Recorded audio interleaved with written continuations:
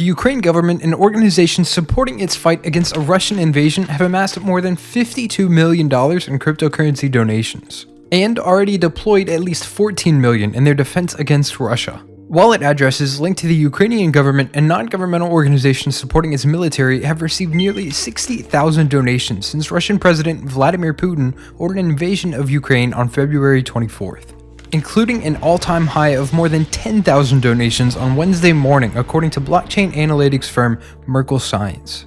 The donations include $6.5 million in proceeds from a Ukrainian flag NFT auctioned off Wednesday by the Ethereum-based group Ukraine DAO, marking the 10th most expensive NFT ever sold, according to Tom Robinson, chief scientist at blockchain analytics company Elliptic. On Twitter, Ukraine's Kuna exchange founder Michael Kobanian, whose firm has been helping the country manage the cryptocurrency received, noted about $14 million worth of the donations have already been used, with the majority of spending happening exclusively in cryptocurrency transactions. In an interview with CoinDesk, Kobanian noted that the funds have gone to Ukraine's military and special forces to help purchase equipment, food, and gas, but he stopped short of providing additional specifics due to a level of secrecy involved. But why is the Ukrainian government seeking cryptos in its war against Russia? Reports claim that more than $30 million in cryptocurrency have been funneled to the country since the war began. So obviously, Russia has taken it upon itself to declare an all-out urban war against Ukraine. And while many are curious as to why, in this video, we'll be discussing how crypto is leading the way to help fund Ukraine.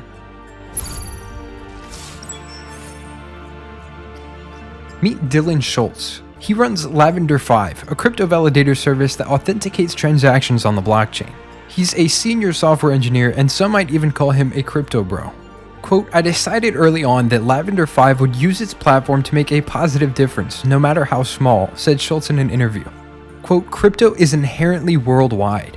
To donate using traditional currency often requires intermediaries. You can't donate USD directly. You first need to convert it in some way or find an intermediary. Cryptocurrency solves this by simplifying the process. If you have the address for the charity, you can simply enter the address, enter the amount to donate, and hit send." Ukraine, like many former Soviet states, has battled corruption and a severe dearth of international funding since gaining independence in 1991. So maybe that's why the Ukrainian government took the unusual step of tweeting out crypto wallet codes for global financing through both Bitcoin and Ethereum, the two most popular digital tokens, from official accounts. "Stand with the people of Ukraine, now accepting cryptocurrency donations," wrote Mykola Fedorov, Ukraine's vice prime minister, on February 26th.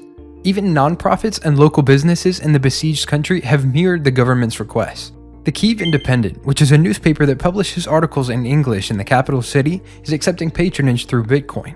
Come Back Alive, the NGO that Schultz contributed to, was previously active on Patreon, processing traditional currency donations before being terminated from the platform because it violated an existing moratorium on military fundraisers.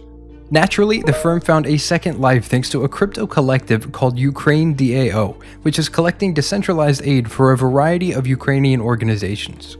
As the state is dragged into brutal urban warfare, perhaps it makes sense that the residents are petitioning for an untrackable currency, particularly as donations can be anonymous and therefore avoid any retaliation from the Russian state. Quote, "Blockchain allows us to scale our efforts in a way that wasn't possible for us before," said Nadia Telaknikova, a spokesman for Ukraine DAO. Quote, "The old ways of raising money sometimes are really slow and just clumsy." For the most ardent cryptocurrency diehards, the crisis in Ukraine is a perfect encapsulation of the reasons why they believe the global economic hegemony needs to be broken up. The Ukrainian people need help, and they argue that Bitcoin's ability to eschew bureaucratic red tape is the best way to provide immediate service to a vulnerable population. Quote, "It's just the cheapest, fastest, and most secure way to transact financially," says Artemis, who declined to offer his real name but says he is from Canada and donated $280 in Bitcoin to Come Back Alive. Quote, "They can safely store it without any fear of the invading force stealing it or the banking system collapsing due to war." That said, donors still need to be doing their due diligence to avoid potential scams, particularly in a chaotic active war zone. Nobody should just trust a stray crypto wallet floating through social media without corroborating the details, especially when there are organizations such as the Giving Block, a charity curator that opens up blockchain pathways to nonprofits, which requires a vetting process to be featured on the platform. Even in the wild west of crypto, it's possible for patrons to know their alms are going to the right place. Although not all the Ukrainian groups currently accepting crypto donations have opened themselves up to this kind of transparency.